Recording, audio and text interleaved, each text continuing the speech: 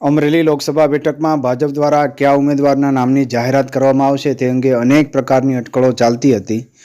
ભાજપના મોટા નેતાઓ દ્વારા પણ પોતાને અથવા પોતાના પરિવારના વ્યક્તિને ટિકિટ મળે તે માટે લોબિંગ કરવામાં આવતું હતું.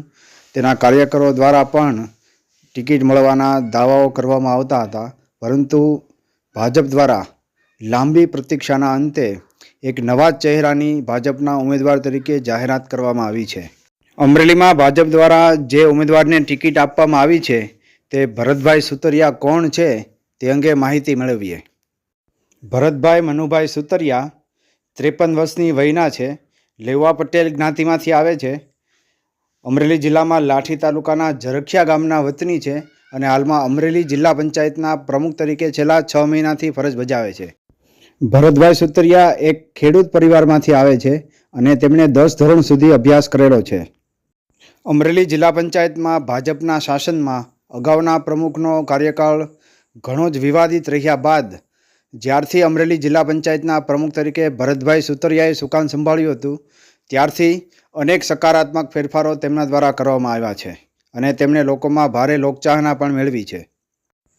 ભરતભાઈ સુતરિયા સરળ સ્વભાવના હોવા ઉપરાંત તેઓ નિષ્કપટ અને નિષ્પાપ વ્યક્તિત્વ ધરાવે છે અને લોકોના કામ કરવા માટે તેઓ જાણીતા છે.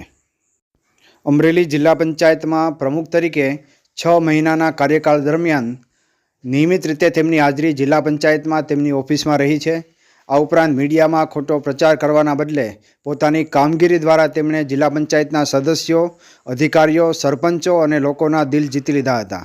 આથી ભાજપ દ્વારા તેમને લોકસભામાં ઉમેદવાર તરીકે પસંદગી કરવામાં આવી હોવાનું માનવામાં આવી રહ્યું છે. અમરેલી લોકસભા બેઠકમાં ભાજપની ટિકિટ મેળવવા માટે મોટા નેતાઓ દ્વારા લોબિંગ કરવામાં આવી રહ્યું હતું. આ ઉપરાંત ભાજપના મહુડી મંડળ દ્વારા અનેક લોકોને રૂબરૂ દિલ્હી બોલાવી તેમના રિવ્યૂ લેવામાં આવ્યા હતા. અમરેલીમાં ભાજપ કાર્યાલય ખાતે સેન્સ પ્રક્રિયા યોજી ચુનિંદા કાર્યકરો અને નેતાઓના પણ રિવ્યૂ લેવામાં આવ્યા હતા.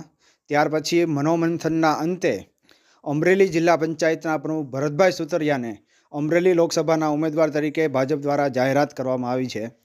ભરતભાઈ સુતરિયાને ટિકિટ મળ્યા બાદ તેઓ 6 લાખ મતની લીડથી જીતશે તેવો વિશ્વાસ વ્યક્ત કર્યો હતો અને અમરેલી જિલ્લાના તમામ પ્રાણ પ્રશ્નો અંગે પ્રશ્ન ઉઠાવવાની તેમણે ખાતરી આપી હતી.